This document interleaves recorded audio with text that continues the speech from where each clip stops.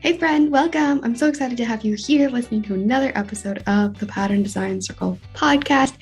Here we talk all about the ins and outs of designing knit and crochet patterns and running a business that makes it all possible. I'm Jessica, your host, knitting pattern designer, design mentor, and the friend in your ear. Can't wait to dive right in.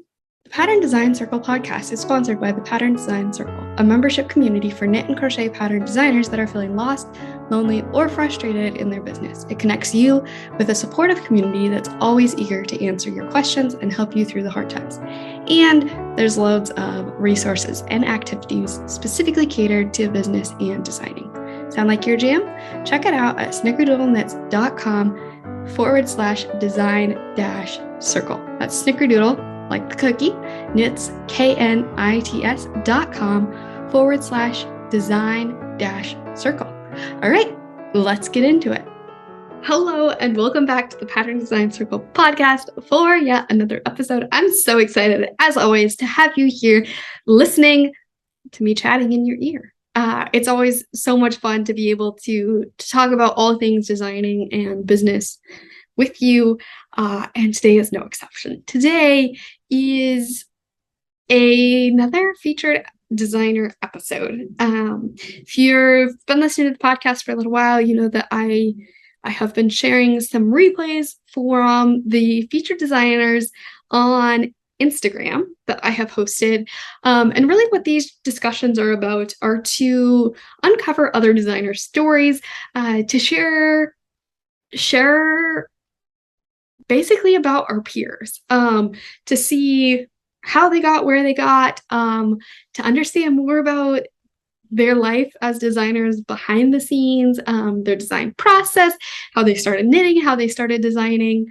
And sometimes they'll share things like tips for designers and things like that as well. So it's always such a highlight of my month to be able to talk with them.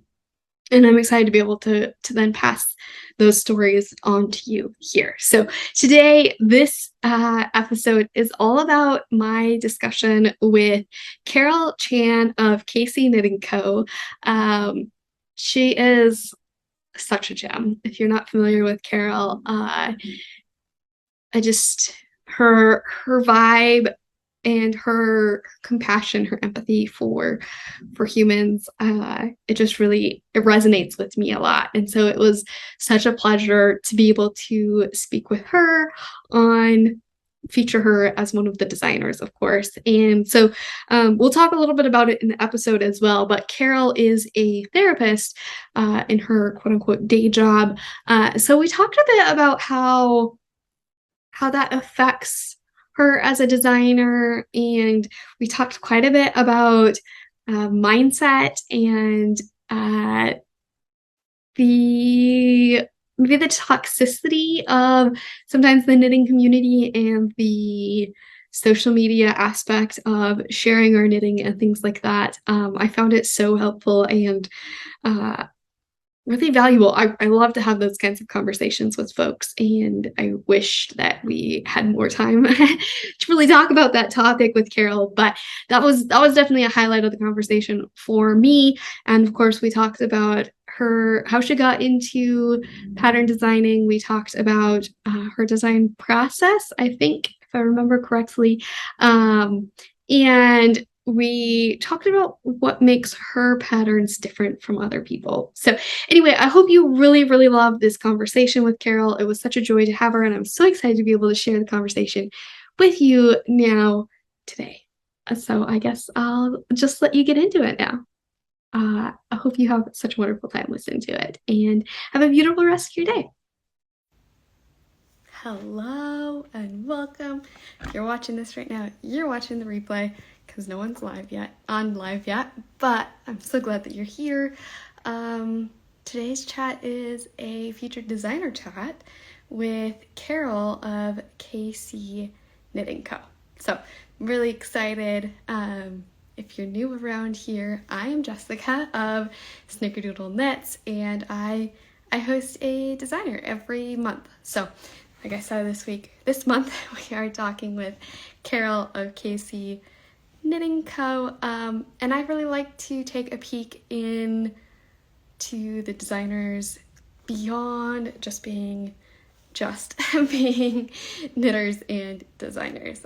So we like to talk about life beyond knitting, but then also a bunch of their details about how they got started knitting and designing and why they enjoy it and all of that. So I see Karel is here now. I have to get Karel. And beyond that, hello. Hi. I always have to adjust. I thought I put it higher and it still wasn't high enough. So anyway, I'm so excited that you're here. Yeah, thank you. Yes. So thanks everybody also joining us live. It's always fun to have folks listening in and interacting. So feel free to pop in your comments and your questions and all of that stuff too. And if you have to leave early, the replay will be available too. So there's that. I was going to share one quick little announcement because the doors to the design circle are open all month this month. I haven't been talking about it much on Snickerdoodle Knits, so I thought I'd make the announcement here because I talk more about it on the Pattern Design Circle. But just FYI, if anybody's been thinking about the Design Circle, doors are open all month because we have the design along this month. So anyway, what we're actually here to talk about is Karel. So welcome. Thank you. Thank you for having me. I've never done a live before, so I'm like, oh, all this stuff is on the screen. Yes. Yes. Well, welcome to the world of lives. It's interesting. My mom's here. Hello.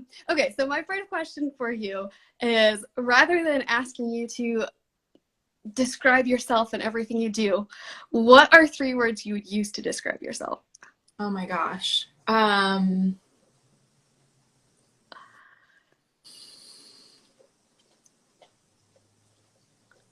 That's a tough one. I would say I've always been a dreamer. And that, I guess that means a lot of things, but there's I guess in the word dreamer there's like hope and love and optimism and idealism all wrapped up in that.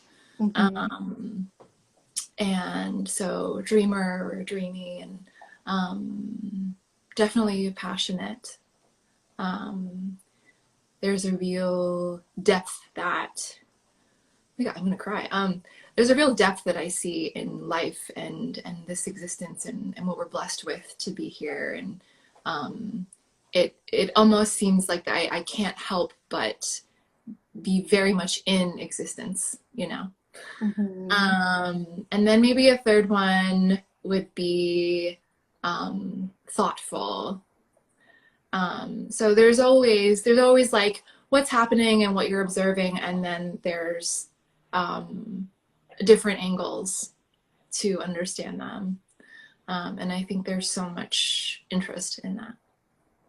Yeah, I'm so glad I asked that question because that's like the purpose of these calls is to like dig in deeper. And I feel like when you just ask somebody to introduce themselves, it's like just a surface level, hi, I'm this person, I live in this place, and this is what I do. I design these kind of patterns.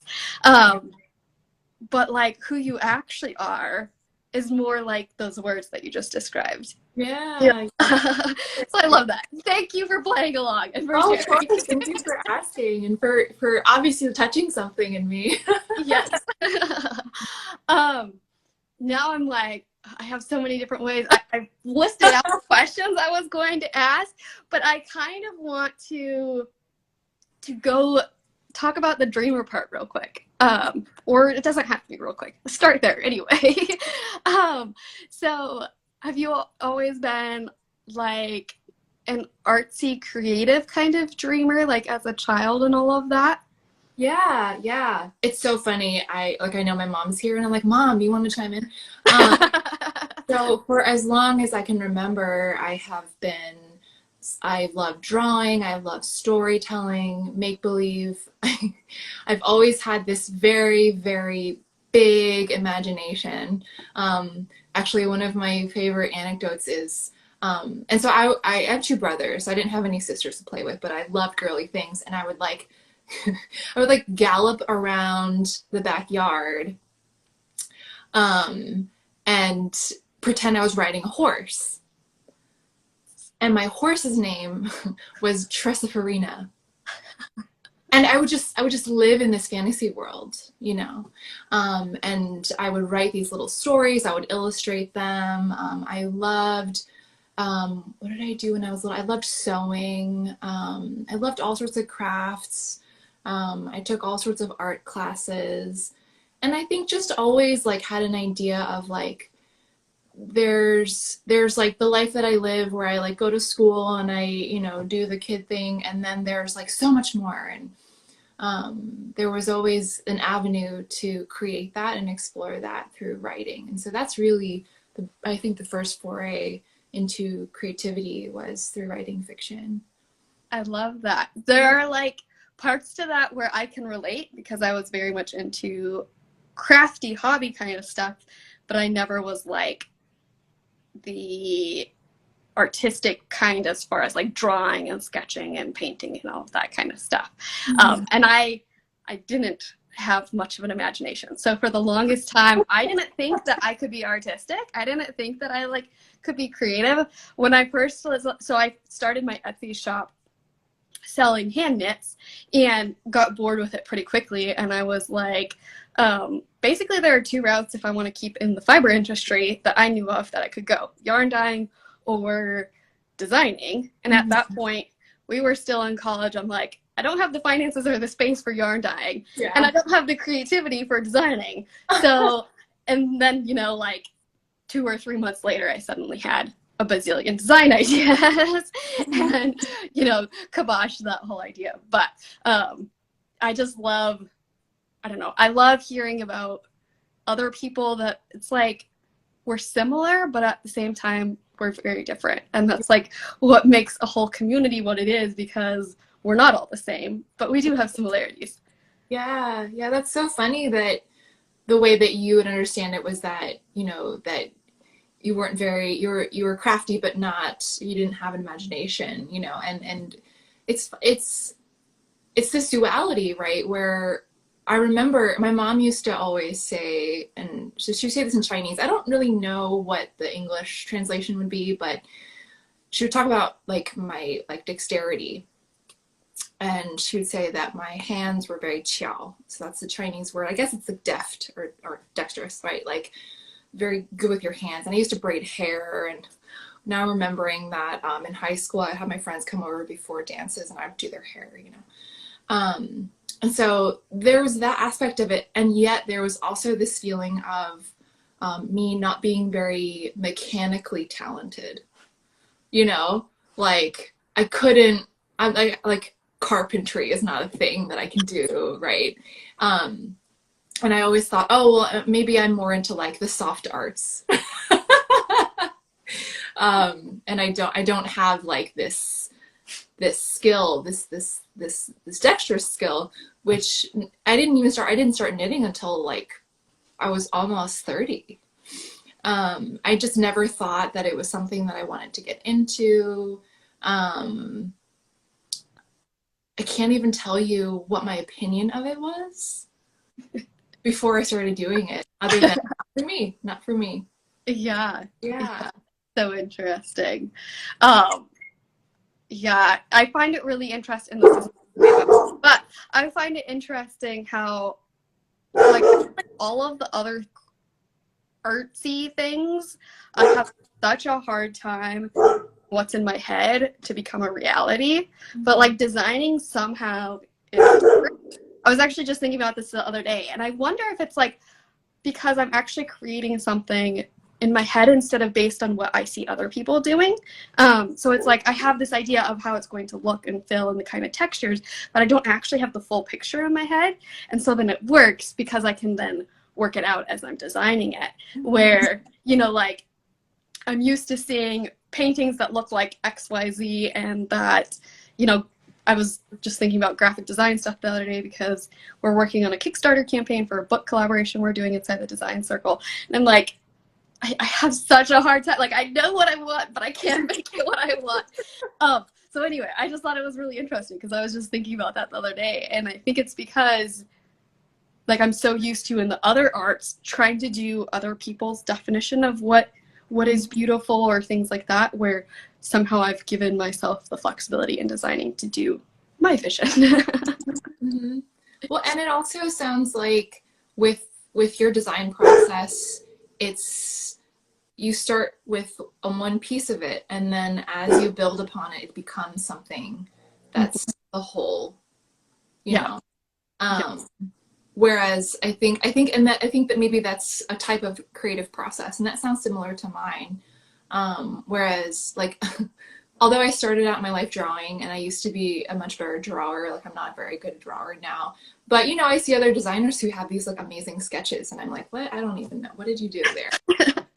Like, this just starts as a tiny little stitch pattern in my head, maybe, or I have to actually make the swatch and play around with it, and then it'll just grow from there. Yeah. Rather than like having some idea of like, oh, this is the sweater I want to make, like that hardly ever happens. Yes. So maybe do you want to share a little more about your design process, since that's what we're talking about? Yeah. How are you inspired? What are you inspired by? That kind of stuff. Yeah. Well, I guess I'm inspired by stories and feelings. But that came a little bit later. I think when I first thought about designing, my first kind of rule was that I didn't want to design anything that already existed. And so I think there are different kinds of designers out there. There are designers who where this is their livelihood, and I think maybe this is what your design journey is. And so when you do that, you really want to have a base collection, right? And so, like, I'll probably never design like a basic sweater because there are plenty of other basic sweaters out there that are perfectly fine. And so I thought, if I'm going to add myself to the mix, and this was 3 years ago, so I think there are way more designers now than there were 3 years ago, but if I'm going to add myself to the mix, I'm going to add something that's unique. And that became like my standard. So if I had an idea that was like, oh, this is like a really basic chevron, I either needed to scrap it immediately and not think about it, or how can I build upon this so it's something unique? And I want to add a level of interest to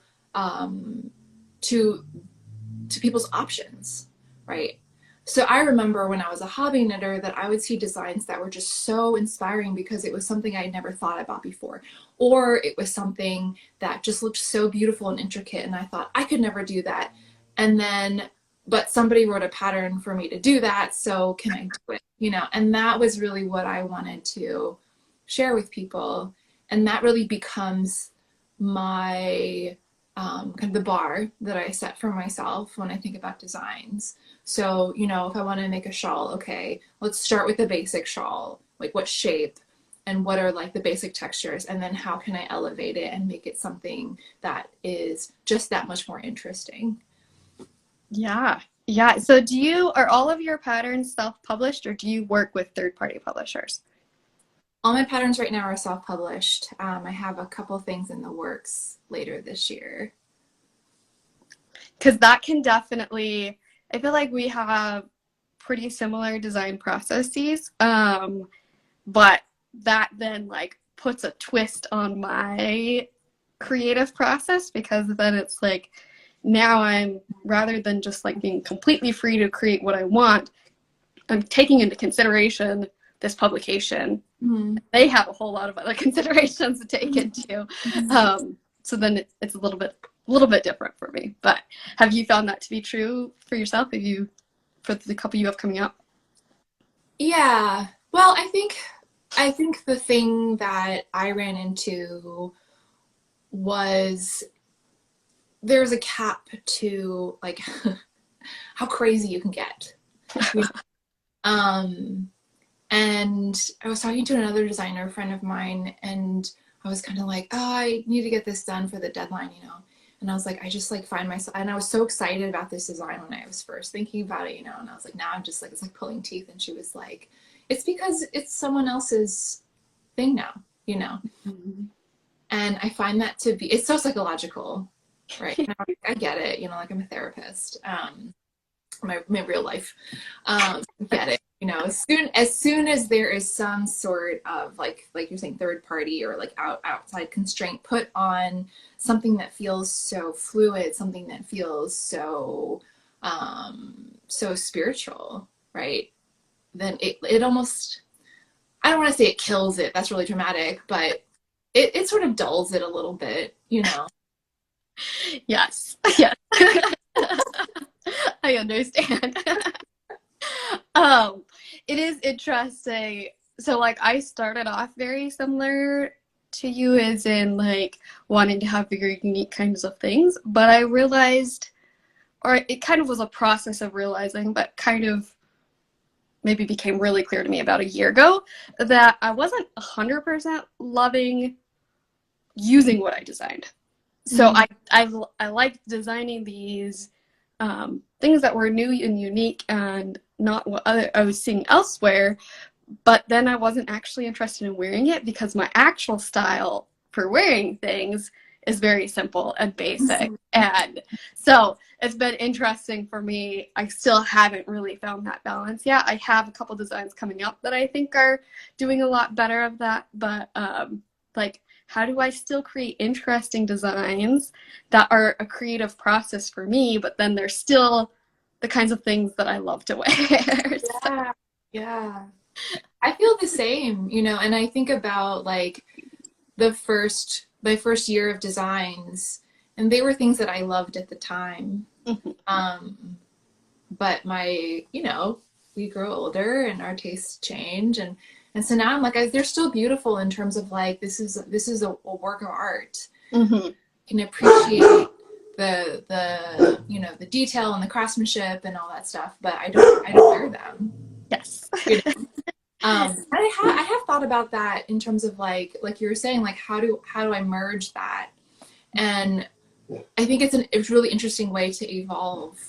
Whenever you have a creative practice, right? It needs to grow, it needs to evolve, it needs to change. Otherwise, it's not creative anymore. Yeah. And a lot of what I've been thinking about for this year is how do I take what feels unique and put it on something that is wearable, or how do I merge these, or how do I take classic looks, right, timeless motifs, timeless structure, and how do I put it into something that is also modern, right? And wearable and versatile. And honestly, I think a lot of it is has to do with the materials that I use.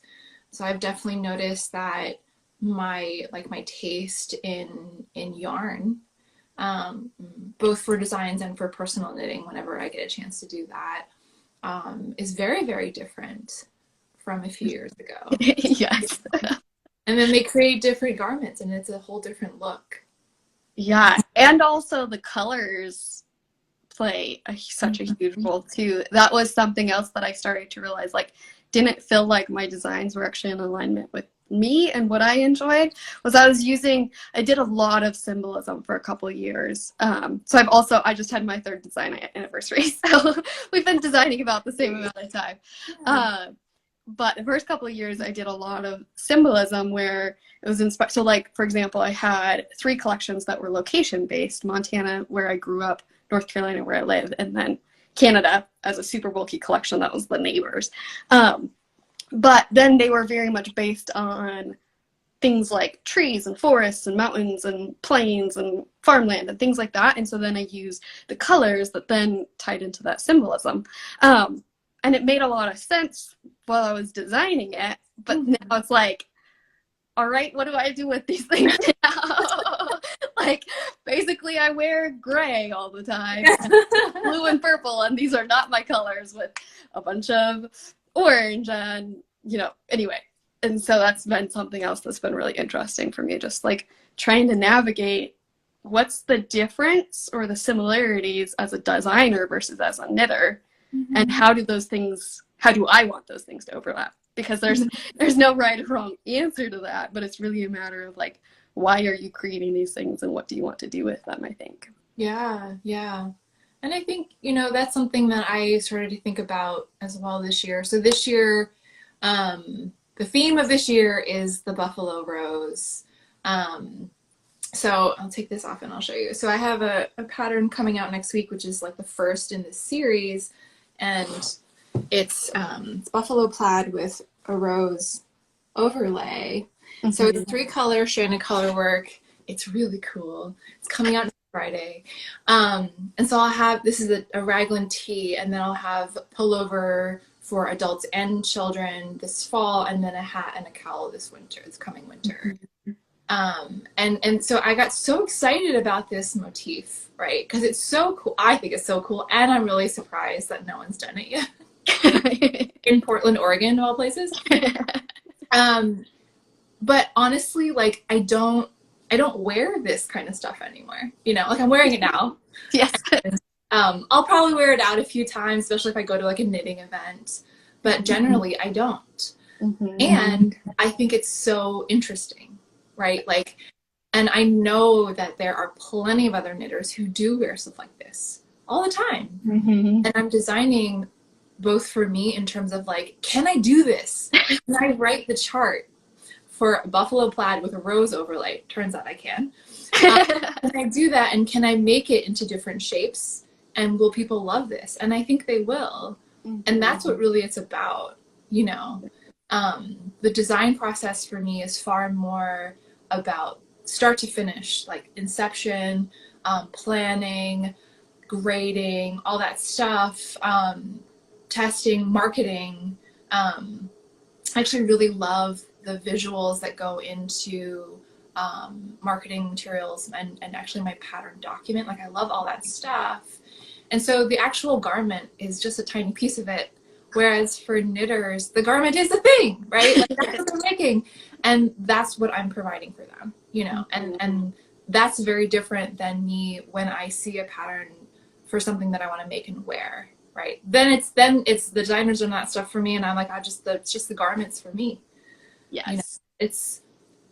I love that there's such a distinction in what this means as a maker, right? Someone who's making the garment or someone who's making the bones of the garment, And that's really essentially why I started designing in the first place, is because I'd been knitting for so long. And I started sharing my projects. Like, I have a personal Instagram that's private, but I started this KC Knitting Co. as just a public knitting account. And I started posting more projects, and my friends were like, "Oh, you're so talented." And I was like, "No, I'm not. I just follow directions like really well." And like, the real talent is the people who write the patterns, and I could never do that. And then I thought maybe I could, because how much longer can I just knit other people's patterns if I'm wanting to continue to grow creatively, mm-hmm. right? And that also became something important because I am a therapist in my real life, and I have a private practice. And being a therapist is a very interesting job because it's emotional work, mm-hmm. and there needs to be a lot of space when you're not working, right? So if you have a job where you like go to an office or you log onto Zoom or whatever it is now, it's a very different level of energy output and interaction than sitting with a client, and my thought was, I need a lot of space in between, but what is this space going to be spent doing? Like, I don't really want to just be idly spending this time. And I had always thought I wanted to have some sort of creative venture, whether or not it made me money, right? I wanted to be doing something that kept building upon itself. and designing really is that, because it's always changing, and I have a lot of freedom in doing it independently, and it is a very different experience than hobby knitting. Yes. Yeah. I love that. Okay, can we take a few steps back and talk about when you first started knitting? Like, Yeah. started knitting, what your first projects were, all that kind of stuff? I started knitting, I'm pretty sure it was 2009. And I was in grad school.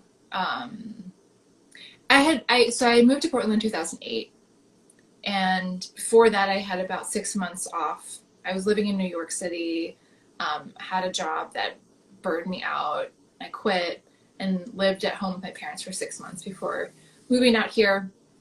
And I was like, I'm going to do something fun. And Portland is such a creative city. What can I do? And I started making jewelry, with the intention to like open up a little Etsy shop when I got here, which I did. But jewelry making is not portable.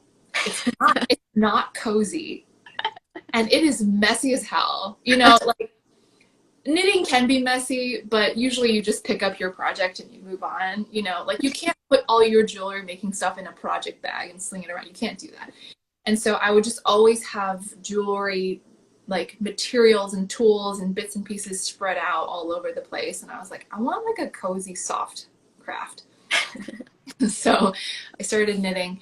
But I was just so impatient. Like I didn't want to make washcloths. I didn't want to even make a scarf, because I don't know anyone, like all you people who make scarves, like I don't know why do you do that? It just like anytime I meet a beginner knitter who's like, I'm knitting a scarf, I'm like, why are you doing that? You're gonna hate yourself. Make a cowl. So I'm pretty sure that my first project was probably a cowl, or I do remember one of the very first projects I made were these like fingerless mitts. Mm-hmm.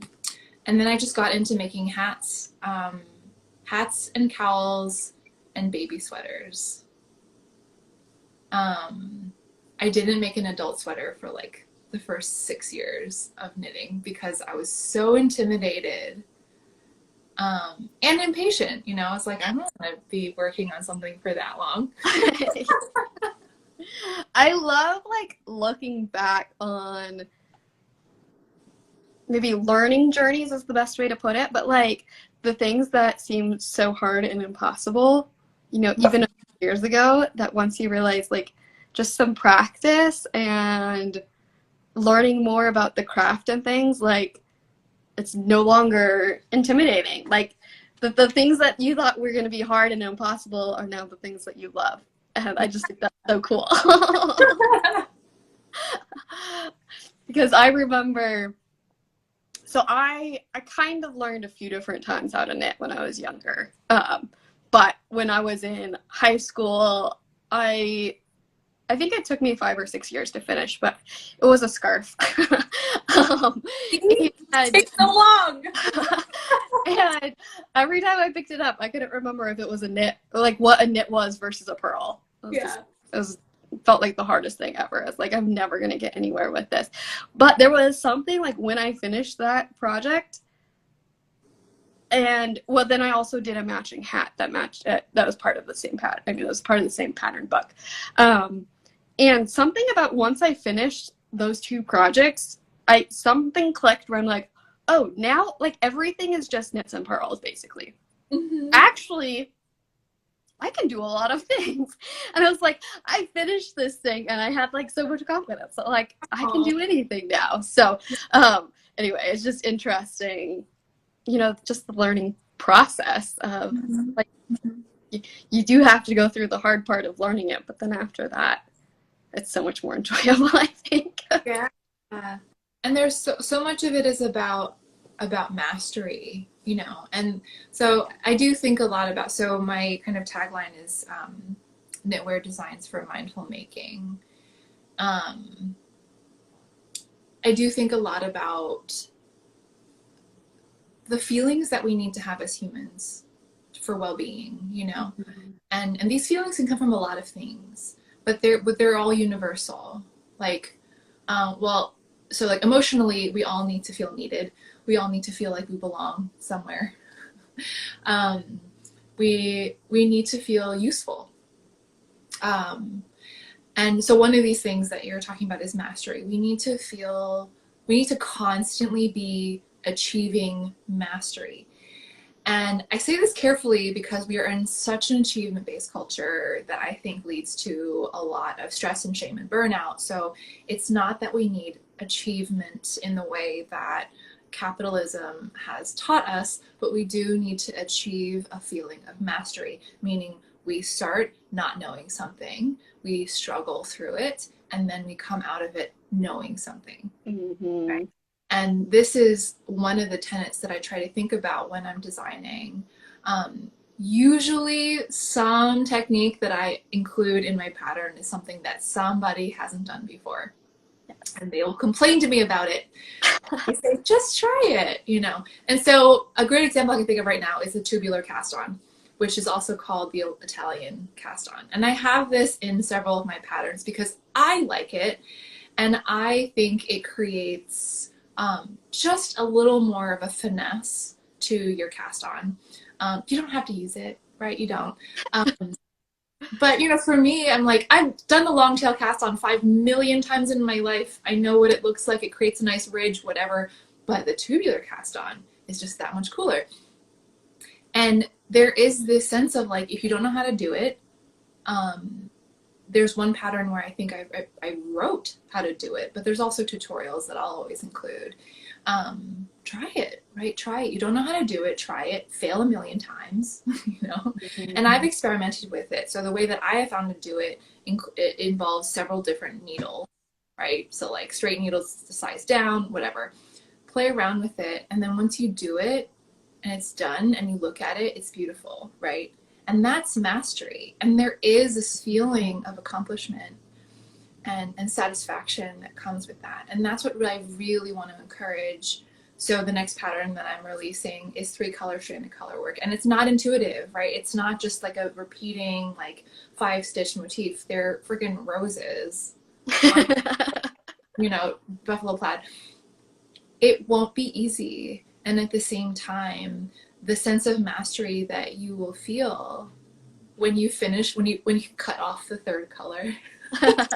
Yes, right? And that is so, to me, I think, I mean, I know how it feels. I know it's satisfying for me, but I think it's satisfying for every human, mm-hmm. no matter what it is that they're mastering. Yes, yes. I love that so much. Okay, I'm gonna totally change gears. You kind of touched on before, like how your yarn preferences have changed over time. So mm-hmm. Right now, what is it that you're loving and enjoying working with? I'm really on a non-superwash kick this year. I made it a goal this year to design only with non-superwash, except for the kid stuff. So that's number 1. And I think there's just a different feeling that non-superwash yarn has. But that also, I think that it's a relationship with the world around us that is different, you know. And I will say, you know, I continue to love superwash yarn, you know, like when I walk into a yarn store, I'm like, oh, it's so pretty, you know. And so I have some stash superwash yarn that I've been working with just for like one-off projects, and I'm like, oh man, like I just really miss working with this too. So I definitely have an appreciation for it. I think that the type of colors that can show up on superwash yarn is just, especially with really talented dyers, just second to none, you know. Mm-hmm.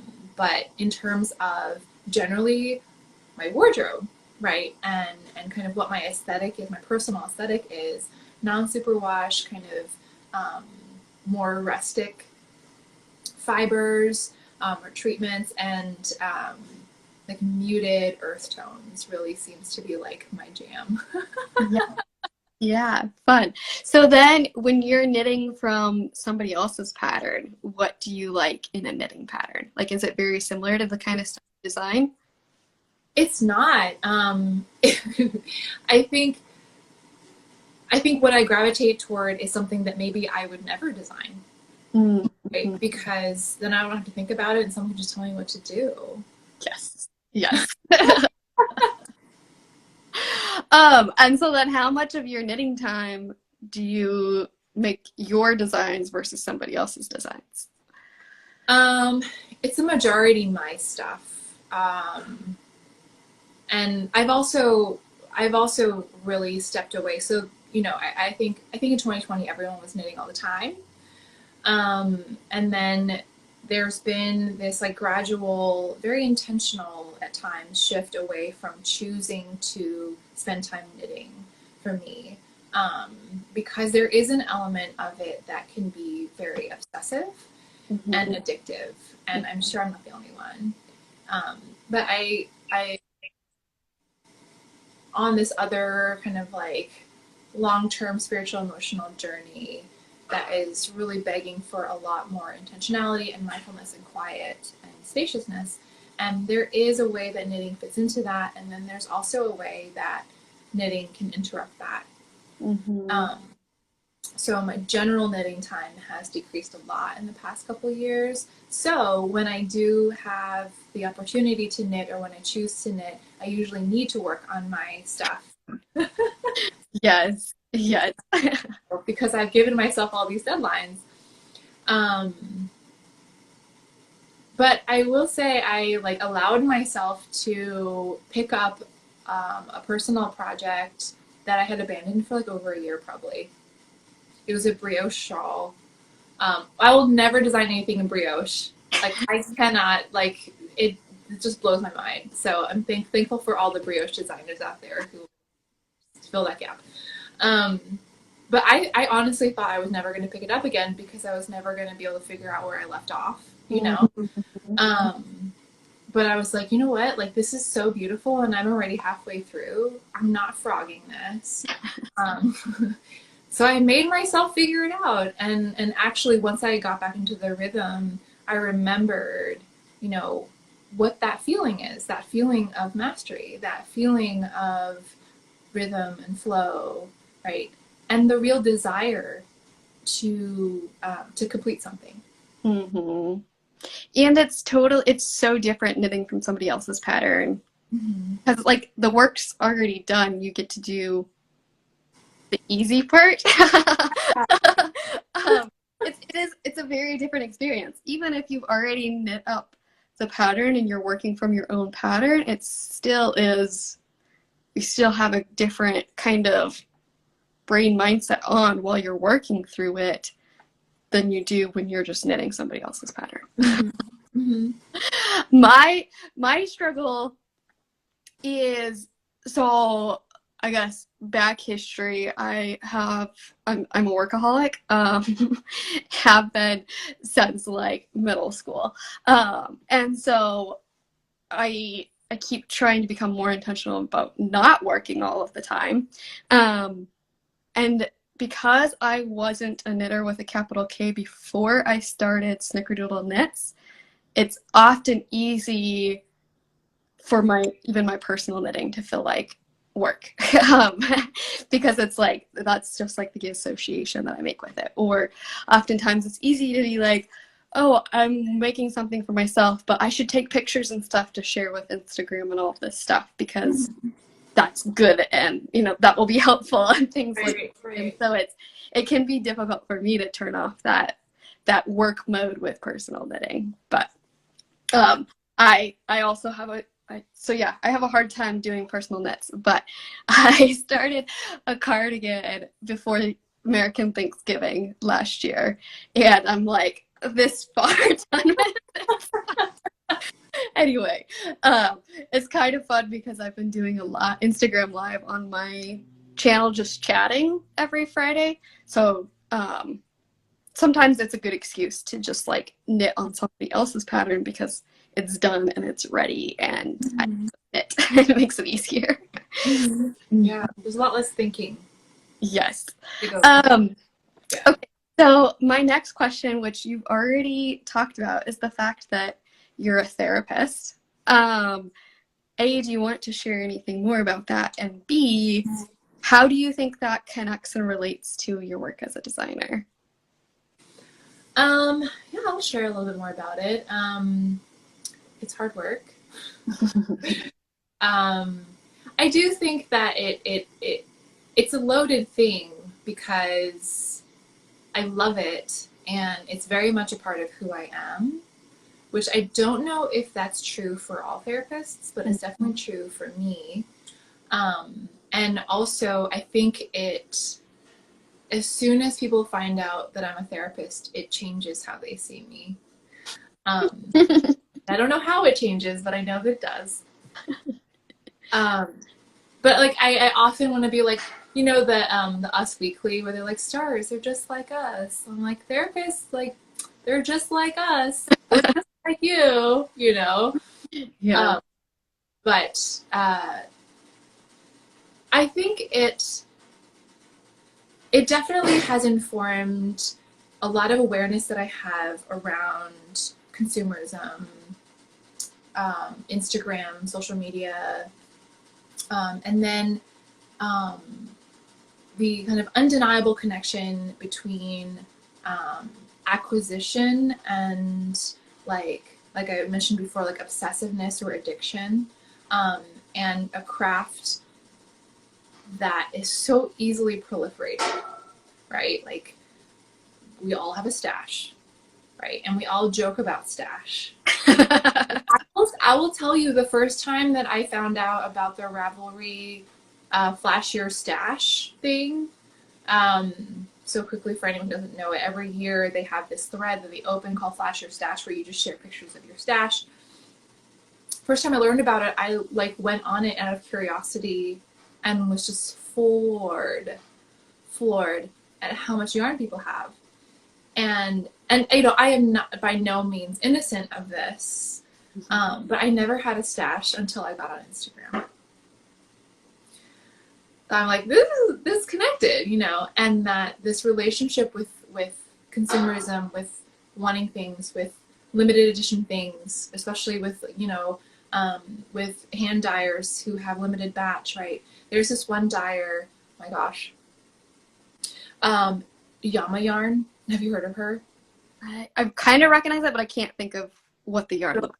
Yeah, she's in South Africa. She has just like these gorgeous earth tone, like muted colors, just like beautiful. But she's in South Africa, and her internet sucks, and so she literally just like will be like shop update sometime on this day, which is usually between like 3 and 8 a.m. Pacific time. I'm like, I'm not staying up for 5, you know, for all night just to wait for the shop announcement. But then people do that because her yarn is so beautiful. And then they get carjacked. Like she sells out in 2 seconds, and the shipping from South Africa is like freaking like $50. So, but people want it, right? And I have literally thought, maybe this is the time I'm gonna set my alarm for 3 a.m. and wait. You know, and I'm thinking like, you know, so I think about this stuff, and I do understand it, and I also, as someone who it's my profession to care about human well-being, like I'm always concerned about it. Mm-hmm. I'm always concerned about how we can all be navigating this balance. Like how can we still find enjoyment in this? How can we still find actual joy in being on Instagram, which is where we find all these things, which is where we interact, right? It's just become the place. How do I still feel the joy that I used to feel when I walk into a yarn store? Because it's different now, mm-hmm. You know? Yeah, it is. Like you had mentioned, like this craft can be like an addiction, an obsession. And my first thought before you got into more about social media was, for me, it's definitely been fueled by social media, because it's like all of this stuff where it's like, oh, everybody else has all of this stuff, so I need all of this stuff, or everybody else has 20 projects going on, so I need to hurry up and make a bunch of projects, and all of these different things, where before it was like knitting wasn't that big of a thing in my life. Like, I'd make projects for the fun of it, and it was just another one of my hobbies, and I have lots of them, and so I don't spend that much time on any of them. And yeah, it's just, I think it's interesting. Mm-hmm. Yeah, I remember feeling like this pressure to always be knitting. Mm-hmm. You know, and I remember there was a very, very popular designer who put out a newsletter specifically with tips on how to finish all of your projects. I think she had been asked many times, how do you finish so many projects? And she was like, here are the tips. And some of the tips were like, fine, you know. And others were like, learn how to knit while you walk. And I was like, no, I'm not going to do that. But I thought about it, you know. Like, can I get a cute little fanny pack? You know, and now they have cute fanny packs for knitters. Learn how to knit while you walk. Knit at the movies. I'm like, I'm not knitting at the movies, you know. And it's gotten to the point where when I think about knitting, it's almost like, can I knit silently? Can I do this without TV, without even a podcast, maybe with music? But there have been hours, like, I'll get off work, you know, and there's always this period of time where I like want to decompress before I go do something else or make dinner or whatever. And sometimes I'll pick up a project and I'll just knit, and I'll realize after an hour that I haven't turned anything on. You know, it's just been me and my dog and silence and knitting. And I kind of love that. Yeah. Yeah, I think it's really easy, knitters in general, but myself for sure, to fall into this trap of like, oh, I can be multitasking when I'm knitting. So like, I'm being either my knitting is my productive part, or the other part is my productive part, and I'm knitting, so I'm being double productive. But it's kind of this whole, like you were talking earlier about, this whole, our society that we live in is like, you always have to be productive and accomplishing something and doing something amazing. And so for me, it was like, when I first kind of got into knitting more, I was like, oh, I can justify doing these other things because I'm knitting at the same time. And so now I'm being productive and I'm getting something done. And I don't think that's actually what, for many of us, we actually, is our purpose of knitting. Like, is the purpose actually to be pumping stuff out and be overly productive, or is it actually to be more mindful and calm? And because that's a very different kind of mindset. It's like, I have to get stuff done, I'm going to do this really fast, I'm going to get loads done, versus I'm just going to sit and relax and enjoy every stitch and be mindful about what I'm creating. Yeah. I'm thinking, is there any other craft that you can do like that? You know, like, I could never make jewelry while I was walking. Or like painting or sewing. And so there's something about the relative portability of knitting that has lent it to become this type of activity when it may not have been meant to be. Ooh, and I'm thinking about like, if you think about like very, very like classic knitting pieces, you know, they're usually seamed. And so there's really isn't like, it is something that you sit and you make and then you put it together and you sit at a table, right? Like, don't seam in your lap, guys. Just it's a disaster waiting to happen. But they're the like kind of the foundation of the craft maybe is more similar to other sorts of crafts. Mm-hmm. And then what it's become, and you know, everything changes, everything evolves. What it's become has been inserted very handily into this fast-paced, production-oriented culture. Mm-hmm. Um, and we forget, then we forget the foundation, and we forget its history. Yes. Yes. I love that so much. I feel like we could keep talking. Like, I have so many things I feel like I relate with you on. And I'm still only on like question 3 from my list. But, um, okay, one more question before we, oh, 2 more questions before we get into seeing more of your designs. Um, First of all, I want to ask, what are you most passionate about in the fiber arts world? What am I most passionate about in the fiber arts world?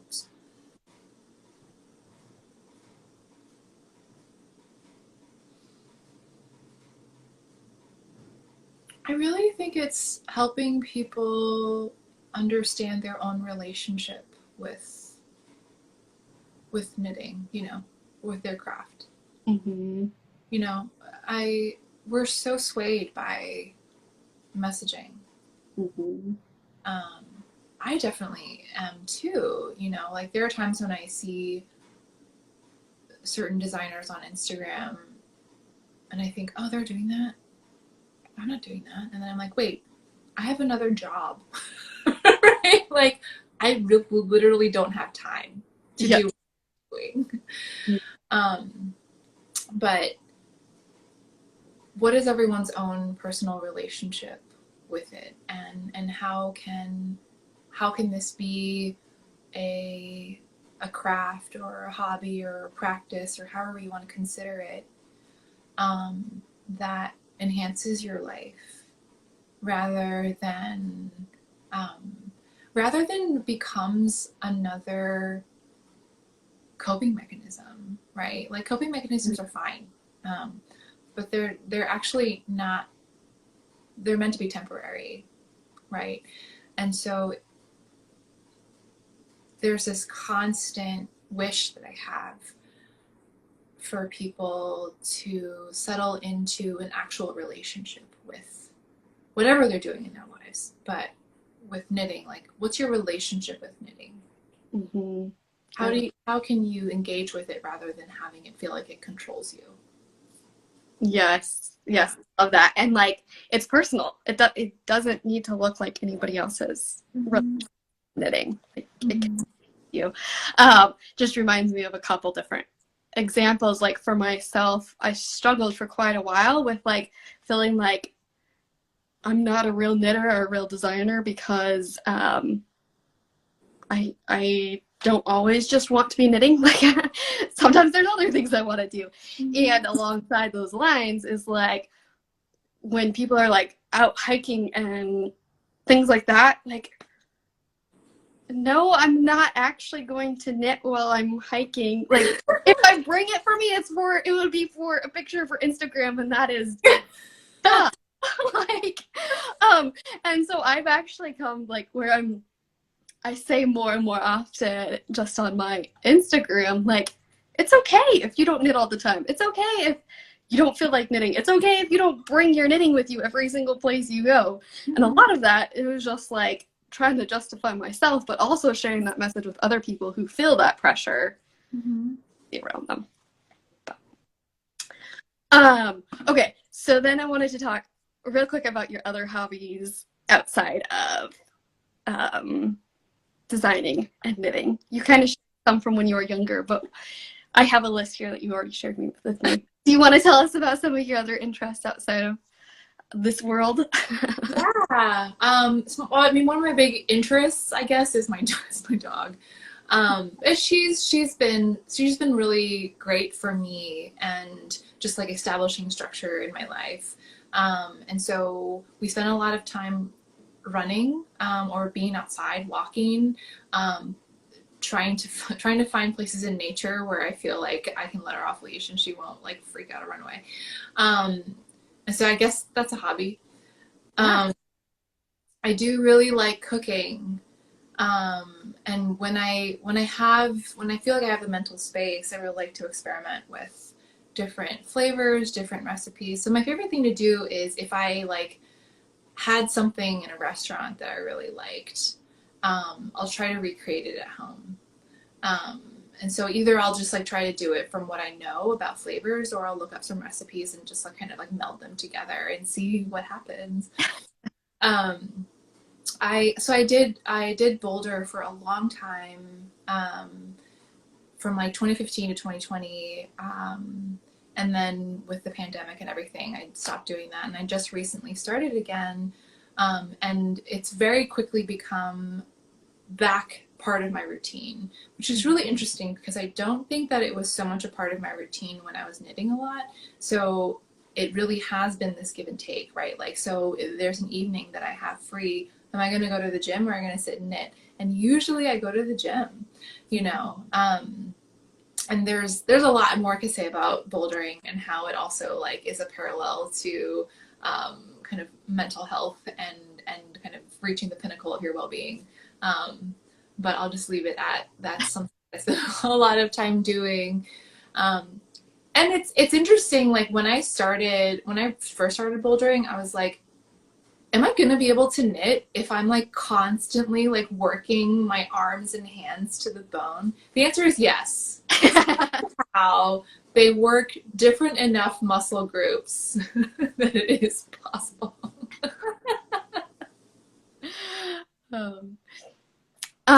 And then you also sometimes like writing poetry, right? Yeah. Do you share it on your Instagram much? No, so I have shared a few on my personal Instagram. It's a lot of it is for kind of my own healing. Kind of comes in waves. So right now, a lot of what I'm writing is more kind of long form. But there was a time when I ran a poetry night, like a spoken word poetry night, locally, and that was probably one of the like most interesting times of my adult life, where I just was like, I was running the show, you know, and I created a space for a community, and people loved it, and I did it for, I don't know, almost a year maybe. And there's always a thought that I have of like, how can I make this something accessible for others, right? Like, is this something that will help others? Or is this something where I just want to like show people so they can be like, wow, you're such a good writer. Yes. Yeah, that's so cool. So is writing poetry part of like a regular practice as well? Is it something that kind of comes and goes as you're inspired, or?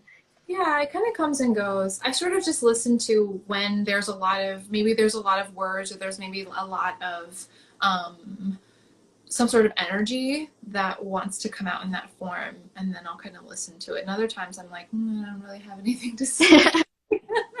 Yeah.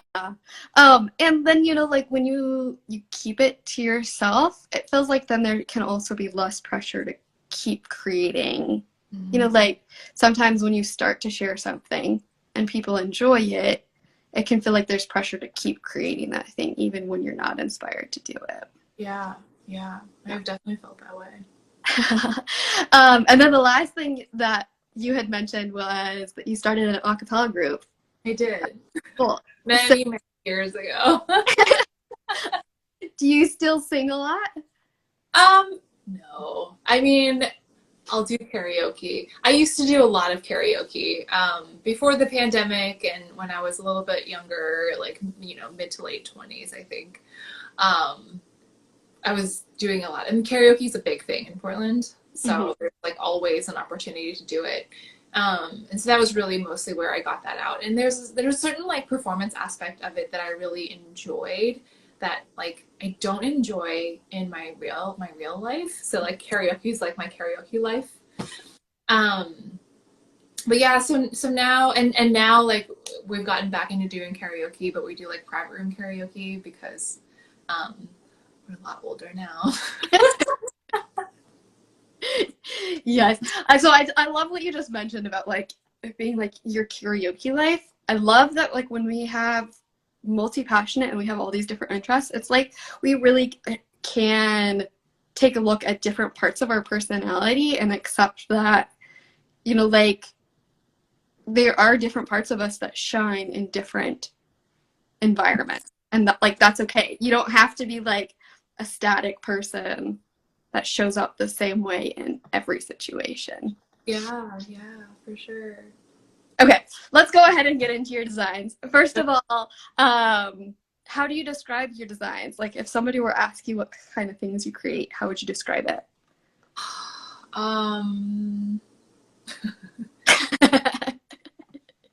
Interesting things for intermediate knitters. You want to show us? Well, do you have your poncho design? That's what you said was probably your favorite. Yeah. So this is the Tenderwood. I'm especially, so it's a cowl neck, which I never know if I should show okay, so cowl neck, and then it's a pretty classic color work motif. And it has like this triangle shaping, and it has this cool, this cool like column down, you see it down the front. Yeah. It is 3-color stranded. But you can get away with a lot of duplicate stitch for some of the 3rd color. The reason this is my favorite is because it was one of my earlier designs before I felt very confident in a lot of shaping, and I was just like messing around, and I wanted to make a poncho because like ponchos are so cool. And I knew I wanted a big cozy poncho, and I was like, I think this will work with the shaping. I think this will work. And it worked. And not only did it work, but then it was like freaking amazing, you know? Just so many aspects of it were this kind of intuitive but experimental mindset that I think is so important with creativity, because you have to take risks, you know? You have to take risks. And since the Tenderwood,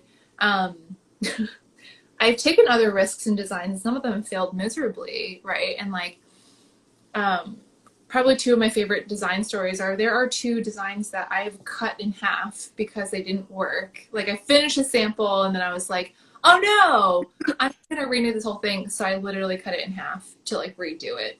Yeah. And that's kind of the level of experimentation that like I think you have to be okay with, if you want to challenge yourself. Mm-hmm. Yeah. Yeah, because there's this, you know, especially when you're doing it as a business and stuff, there's this dichotomy between wanting to be efficient and, you know, like trying to reduce the amount of time that it takes to design a pattern and, you know, all of these things. But then at the same time, that doesn't actually go that well with the whole creative aspect, because that is a whole process that you have to like it isn't necessarily efficient to cut. I've also cut apart my design and had, you know, reknit the top half and then decided I didn't like it and reknit the top half again. And anyway, so it's interesting, especially, you know, for folks that are trying to make it an income and things like that. It's interesting. I don't know what else to say about it. I think about it as like as learning, as school, right? Like, if you were going to get a degree in knitting design, I'm sure that at some point you would be struggling with something, right? And that you would maybe spend a lot of time on something. And when you're in school, there's no expectation that you should be making money, right? You're in there to learn and fail and grow and all those things. And as an indie designer, you don't necessarily go to school, or if you know, you can take ad hoc classes, but there's no school, there's no program, official program. And so a lot of people learning on their own. And that's what I was doing, was I was like, all right, well, I guess I'll learn how to cut knitting in half. You know? Yes. And I got really good at Kitchener stitch, you know, like it's just what you do.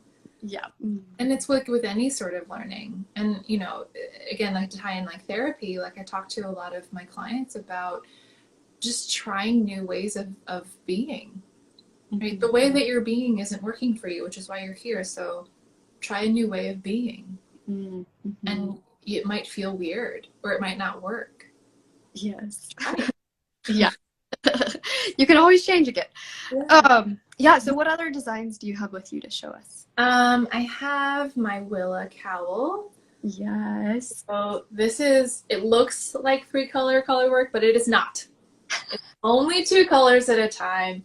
But you do use one main color and 3 contrast colors, and you just alternate them. And actually, I'm going to be doing a knit along with a yarn store in New Jersey pretty soon here. I think we're going to start it in May. And Emily of Woolen Palette, who is the dyer that I worked with for this, she's going to be coming up with different palettes for spring. So it'll be a really cool opportunity if you haven't made one to make one, and to have some more spring colors to choose from. So I have the Willa, and then this is my very first design, Burgeoning. So pretty. Yeah, yeah. So I definitely when I said that I wanted my designs to be interesting and not easy, this is my first color. Yes. And I also was really amazed that I made a tank top and it worked. And then this is Road's End. I released this last summer. It's probably time for me to start showing it again on Instagram for seasonal. But it's this cool kind of fade color work. It's also only 2 colors at a time. Just a really cool little tank top. I like it a lot. Yes. Yeah, and then I'll show this one. This is Tea. So this is a mock neck cropped. So there's 2 fits that I wrote it for. This is the boxy fit, and then there's a fitted fit. And this is my most successful pattern to date. And I wanted to specifically show this today because it's called Thi, Thi, and it's named after my sister-in-law, who just had her second baby last week, and it was a pretty difficult birth. So I just wanted to honor her and show her some love. And she's an incredible woman, and I was so happy to write a pattern and design a top for her. And then to also have that be the most successful pattern to date. I just think it means so much to me and to her. So Yes. sending her and her new baby lots of love. Yes. So sweet. I love that. I always love when designs have stories, and you get to, because it just adds, I guess, a layer of connection. Just understanding things on a little bit deeper level, and just gives it more and value, and you can appreciate it just that little bit more. Yeah. And I always want to think of what I'm doing as art, right? And so again, to contrast with somebody who's building a collection of basics, right? That's just not what I'm doing. Mm-hmm. And I don't can there be a story behind something? Can there be a reason that I'm putting another thing into the world, right? And can there be some sort of emotional journey that is honored every time somebody buys the pattern, reads the pattern, and kind of makes, they make something out of it, right? And there are all these teas running around, right? They're all over the place. And each time I see it, I think, this was something that I created in honor of somebody who's very special. Mm-hmm. Yes, I love it. Okay, now tell us a little bit more again about your new design coming out. Okay, so it's called the Buffalo Rose Tea. It's a collaboration with Forest Lane Fiber Co., who I think is doing awesome things for non-superwash yarn. especially because her eye for color and her hand with dyes is just amazing. So you've got the combination of sourcing really great wool, and then making it look beautiful and unique. I'll stand up again. So it is a short-sleeved this buffalo plaid motif with a rose overlay. And let's see, it'll be coming out next Friday, and there will be, so I think Larissa and I are talking about both having some, not necessarily like kits available, but having some color combos that you can choose from, or choosing from a la carte. So the yarn that I used is her Rambouillet Sport, which is so cool. It's so toothy and also like really light.